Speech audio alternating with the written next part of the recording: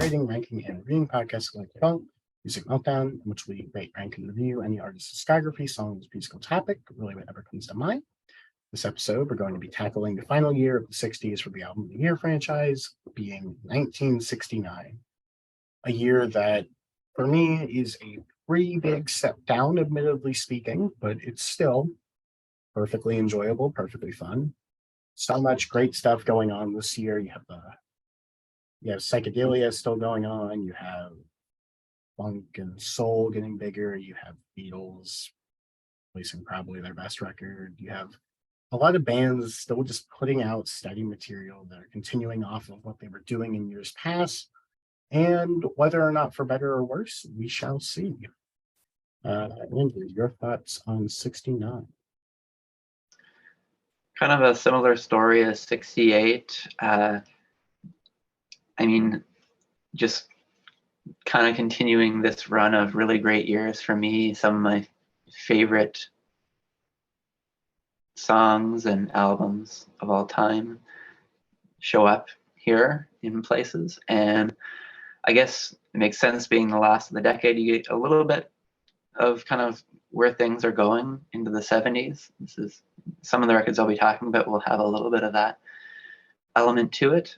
So I guess it's unique in that front, and then it's just going that little bit further into those new sounds. But yeah, I mean, these are all quality years for me. Absolutely. Yeah, I guess I'll kick it off then. And I guess it's fitting that we're talking about the end of the decade with somebody who's going to kind of emerge more into the early 70s. My first runner-up is Everybody Knows This Is Nowhere by Neil Young, very much in the vein of what he would soon do. And then my just missing the cut was The Band, self-titled. Not as strong as Music from Big Pink, but an admirable follow-up with a strong lineup of songs in its own right. Making the cut is The Velvet Underground, self-titled. No Nico here, just The Velvet Underground. Out goes John Cale, and comes Doug Yule. Less experimental this time around, more of a mellow art rock style on this one. Get a little chaos with the murder mystery, but for the most part, it's leaning into this more mellow, introspective art rock style that I think works really well and could be seen as influential in a different way than the earlier work was. I'm big on the 1-2 punch of Candy Said with What Goes On, but it's pretty consistently strong prop. Number 4 is In the Court of the Crimson King by King Crimson. Almost feels like the birth of 70s prog right here. Songs like 21st Century Schizoid Man really highlight just how much music changed over the course of this decade. I think regardless of what your preferences might be, the evolution is pretty astonishing when you hear, like, what was big earlier on versus what was big at this point. They're just worlds apart. It's longer, more epic. Yeah, so that's a great album all around. Big on the title track as well. Number 3, I have Arthur, The Decline and Fall of the British Empire by the Kinks. I've known this one for years, but when I did a Kinks dive earlier this year, hearing their albums back to back, this one really ticked off a lot of boxes for me. Victoria and Shangri-La are the big standouts for good reason, but I'm quite fond of just about everything here. It's another one of those midpoint moments in an artist's career, straddling the line a bit between this concept album and rock opera. They're venturing a little bit more into the heavier rock aspect again, but they haven't yet abandoned the 60s Baroque flavor that defined the previous few years. So yeah, great record.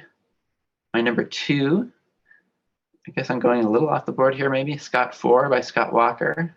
He was kind of knocking on the door here for a while, and here's where I think it all comes together. One of those singers who really brings out the vivid imagery and just how he delivers the material. He's got a distinct sound down, and here's an excellent batch of tunes in his prime that really just highlight his qualities. If I had to single out just a couple songs, it'd be The Seventh Seal and The Old Man's Back Again. If you're looking for a baritone sung Baroque pop, look no further. That sounds appealing to you, check it out. But number 1, not really in doubt, is Abbey Road by the Beatles. Had to be this one. Yeah, Let It Be would get released the next year. But behind the scenes, this is essentially the end of the line for them as a recording act, the phenomenon if they were. And I think they knocked it out of the park, giving us just a little glimpse of what we might have gotten had they chosen to stick together longer. George here laying down some career highlights, this ambitious medley of pop taking over most of the second side. For anybody listening who's gotten this far, you probably already know this one. It's an awesome collection of pop rock, some of the best there is. Nice. Actually, a lot more overlap than I was thinking between you and I. So that's going to be fun. Probably keep my notes to a minimal then on the ones that you already talked about. However, two records that just missed out that I want to highlight. I'm also highlighting a Neil Young that didn't make my list, but I'm talking about his debut self-titled record, which I think is really underrated. One of my favorite Neil Young records. I think it's very birdsy. He's definitely still working off of Buffalo Springfield's template. And there's just a ton of really excellent songs on here. The Emperor of Wyoming, If I Could Have Her Tonight. Here We Are in the Years. There's a little bit of Baroque instrumentation on here that I think suits Neil very well. And I often struggle with Neil Young as a vocalist. Sometimes he's just a bit too high, a bit too sort of whiny for me, if that makes sense. But I think on here he has this perfect balance. And that will be demonstrated on other Neil Young records that might make my list later on. And then my number 6, really wanted to get it on there, but couldn't quite make it. You Have a Prog record. Let's talk about a jazz rock record being Chicago Transit Authority by Chicago. This is their debut record, and I think is just an incredible blending of jazz stylings with classic rock structures, but as well has some incredible pop songs across here, with the highlight of those, of course, being Does Anybody Really Know What Time It Is, which I think is just a brilliant song. Beginnings is awesome. Home 58. I'm a Man. Pretty much all of the songs on here are well over 5 minutes long, except for Does Anybody Know What Time It Is and Listen. It's 78 minutes in length, and really it's just a highlight of how strong a player Chicago are as a band. And it really does just demonstrate to me why it was such a tragedy what happened to Terry Kath, and why it was even more a tragedy that the 80s happened and Chicago were a part of it, because that stuff is bad. This record's great. That being said, though, my top 5 in 69, starting out with a record that you didn't discuss, and one that was probably pretty obvious, Stand by Sly and the Family Stone. They're going to be a pretty mainstay for my list going forward. And this record, it's what many people consider their highlight, probably top 3, maybe for me. I love it, though. Obviously, the title track's incredible. You have amazing jams on here like Sex Machine and the one that I can't say. And then you have incredible pop songs as well, like Everyday People, and so many brilliant songs across here. The backing vocals are delightful. And even though I don't personally think Sly Stone is a great singer, I think that this is really when his personality starts to showcase itself, and he really demonstrates how great of a frontman he is, despite me not thinking he's like a top tier singer, if that makes sense. That being said, next up is going to be a record that you talked about, being Arthur by the Kinks, one that I talked about prior as well. Just an incredibly fun Kinks record, probably my favorite one by them. Victoria's great, Shangri-La, just plenty of amazing songs, and they're just continuing to grow off of the template that they brought on Something Else and Village Green, really just perfecting their sound at that point. Next up, an album that couldn't quite touch my 68 winner, but does make it into the 69 top 5, being the band self-titled. The most country, the most rootsy they ever got, and it's really delightful for that. Songs like Up and Creek and plenty of others are really highlights across here. It's really a fun, enjoyable sort of country rock record. My top 2, both records that you discussed. We started out the year agreeing, the decade agreeing. We aren't going to end it that way, though, as my number 2 is Abbey Road by the Beatles. Very close. Thought this would take it whenever I was constructing this list, but I did a re-listen. I was just short. Probably because there's just a couple of moments I'm not that high on. You have Something, which is incredible. You have my favorite Beatles song, which is I Want You. Oz is lovely. I love Ringo's contributions. The medley is fun. And then there's Here Comes the Sun and Maxwell Silverhammer, which are just too fun for me. I gotta be more lame and depressed to really get into it, which I just can't do with those songs. Past that, pretty much a triumph of them as a band.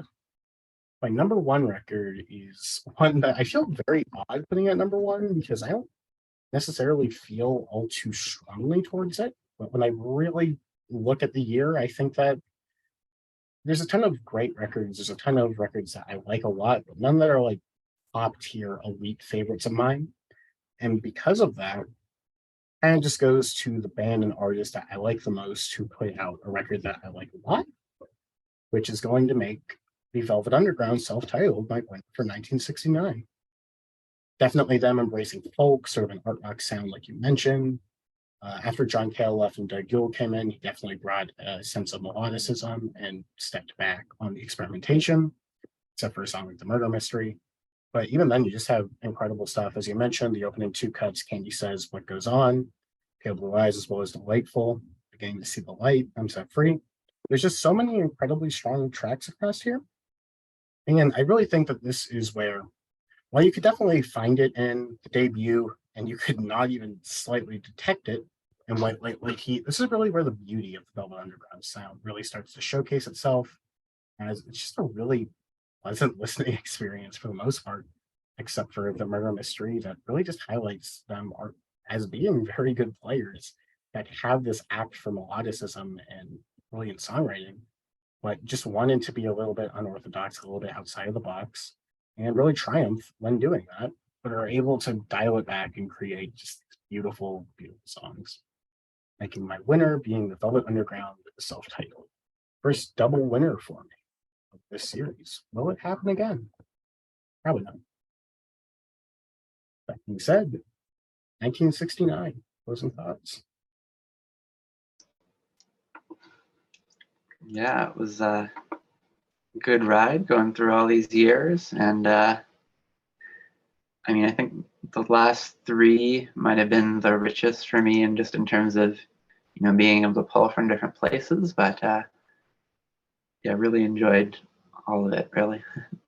Absolutely. I'm not the biggest 60s head out there. As you can tell, my favorite stuff is kind of the less directly focused within the 60s itself, but there's plenty of incredible music to talk about in this decade, and I'm glad to be able to have done it. I know that we talked about it before. Do you just want to do the ranking as a part of this one, or do it as a part of like a separate video? I can do a quick run through. Do you want me to just rank the years as a whole, or my number ones? Just the winners of each year's. All right. I guess number one is Odyssey and Oracle, 1968. Number two, I'll go Pet Sounds, Beach Boys, 1966. Number three, Abbey Road, The Beatles, 1969. Number four, Forever Changes by Love, 1967. Rubber Soul by the Beatles, 1965. Freewheeling Bob Dylan, 1963. And then Hard Day's Night by the Beatles, 1964. Nice. My list would go, I think it's pretty obvious where I have these ranked given how I discussed them. Number one, music from Big Pink by the band.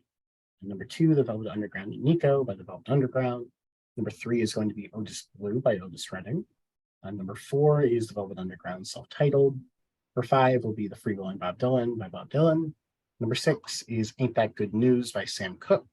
And then number seven is Aftermath by the Rolling Stones.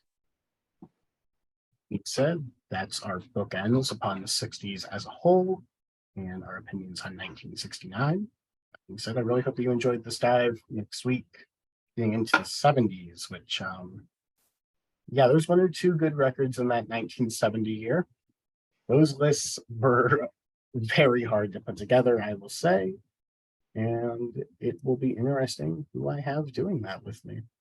Being said, I know that 1970 is almost honorary 60s, and that would be just continuing the line of kind of the momentum of these past few. So curious to see what you come up with. Yep. It's gonna be a lot of fun to see what gets put there and who's doing it with me. That being said, really hope you all have a great one. Hope that you enjoyed doing this and you have a